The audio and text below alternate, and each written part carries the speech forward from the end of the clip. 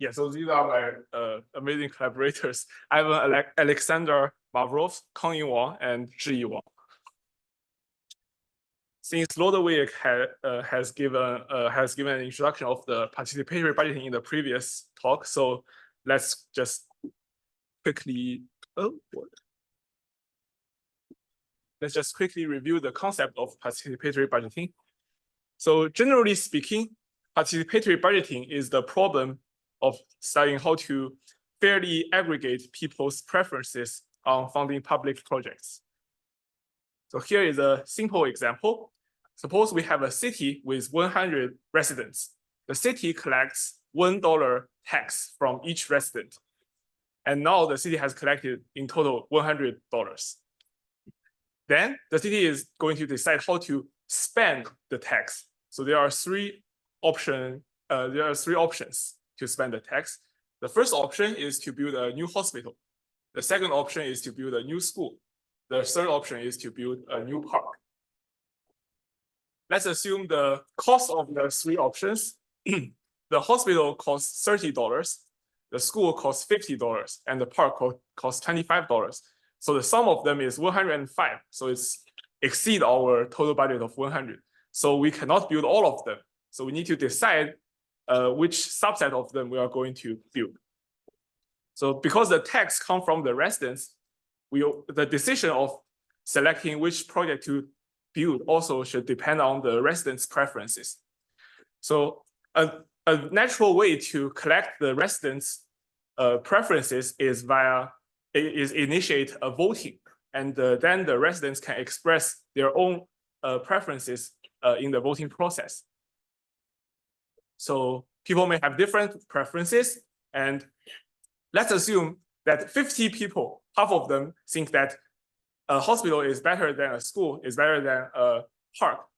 The other 50 think that the school is better than a hospital, is better than a park. Then it is obvious that the optimal way to build the optimal solution is to just build a hospital and a school, right? But things may not be that easy. Sometimes it can be the preferences can be more complicated, and it is sometimes hard to aggregate their preferences. So, and also people's preference may not be just easily represented by a single ranking over the projects. So let's introduce our model here. So we have n voters from V1 to Vn, and m candidates from C1 to Cm. And each candidate, Cj, has a size Sj. Sj represents the cost of building this candidate project. We have a total budget of B, and we want to choose a subset of the candidates such that the total cost of this subset is at most our total budget B. Then we have a preference function for each voter. So it's denoted by UI. UI is a function that takes the input as the subset of the candidates and outputs the voter I's utility on this subset. You need to note here that the classic committee selection problem in social choice is a special case of this participatory budgeting model, where we have every candidate project, their size is just 1. So if we are given a committee, or we are given a outcome of a subset of the candidates, how do we define the stability or fairness of this subset? So there are many different definitions of fairness. So I'm only going to focus on the core stability in this talk. So the definition of core is that an outcome W is in the core if there is no subset of voters, and they can and a subset of the candidates within the proportional budget share of this voter set, such that the voters here, they will find that the subset of candidates is strictly better than their utility on the original committee. If this happens, then the outcome does not lie in the core. So let's interpret it more intuitively. So here is a fair taxation interpretation. Suppose that we have a total budget of B, and then it's like the total tax we collected.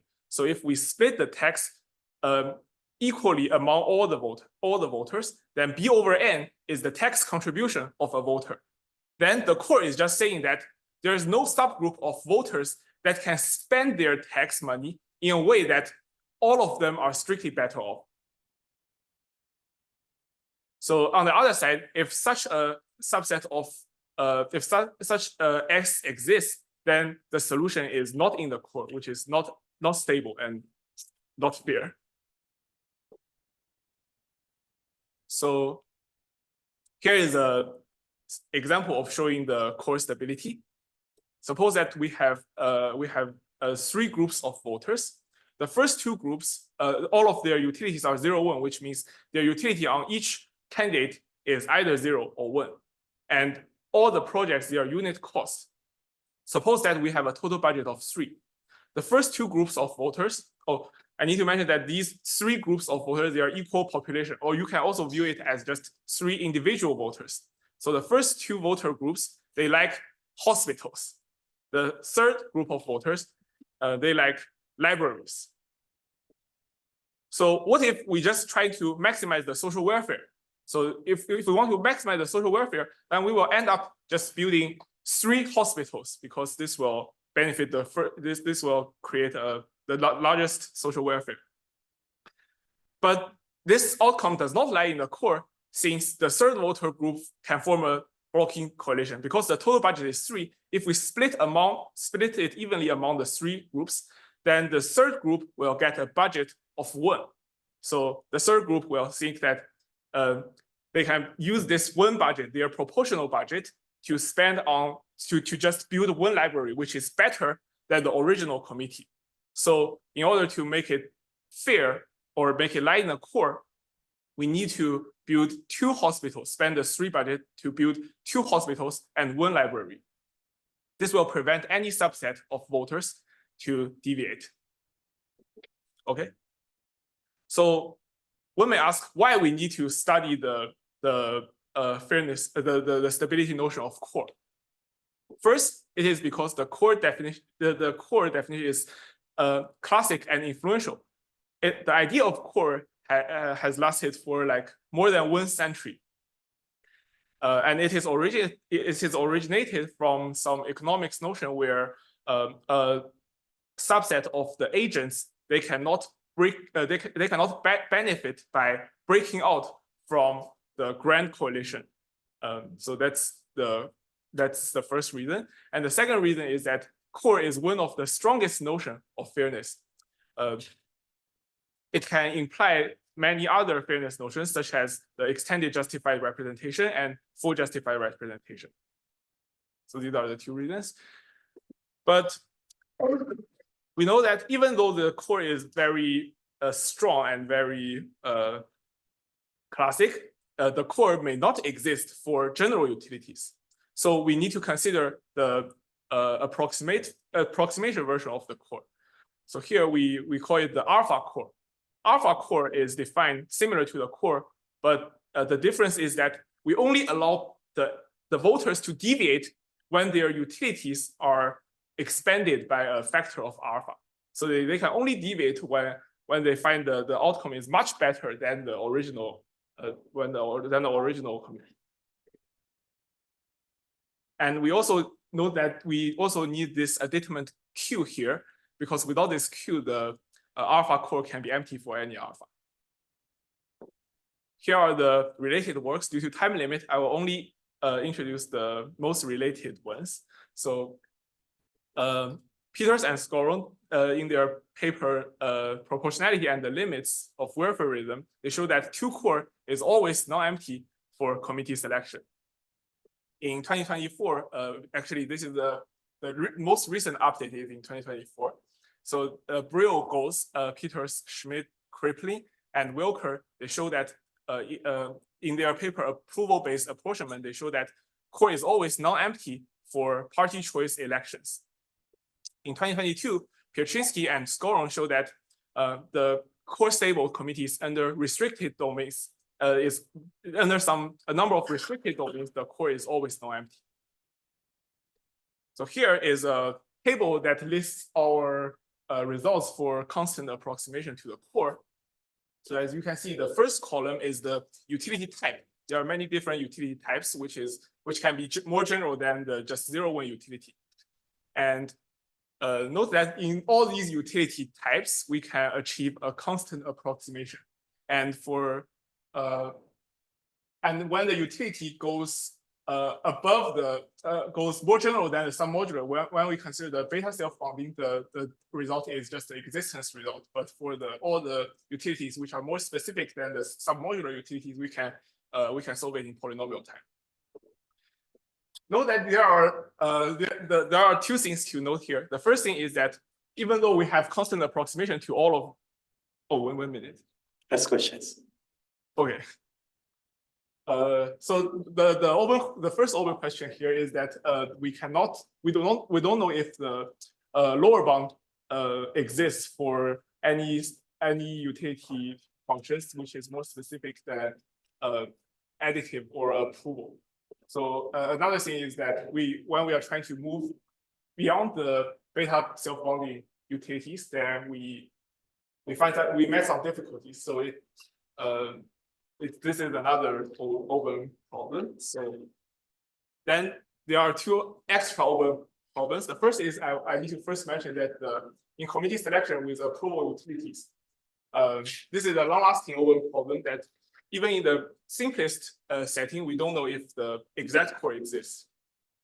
But we find this specific property called linear priceability.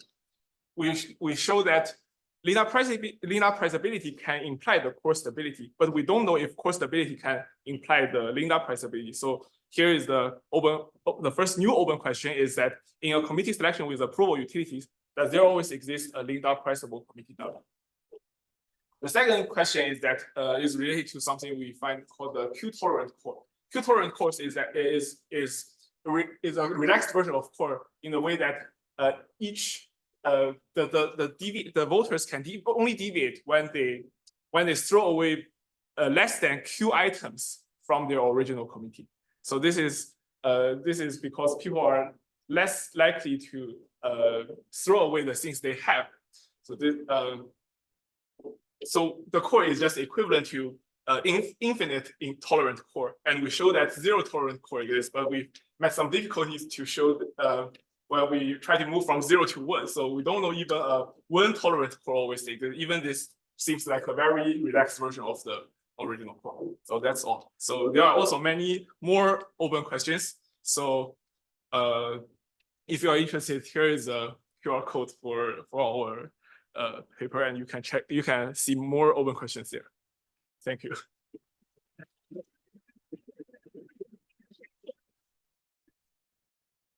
We have time for one very quick question, please. Maybe a word describe that you're using to show the models. So one of the techniques we use to show the constant approximate core is to first find a fractional core and by some Linda equilibrium or Max-Nash welfare. Then we try to round this solution to an integral committee, and the large constant comes from this rounding process. Can you elaborate on what Linda priceability is? Sorry? Can you elaborate on what Linda priceability was? That's a long. Yeah, that's a long. Let's just take it. Sorry.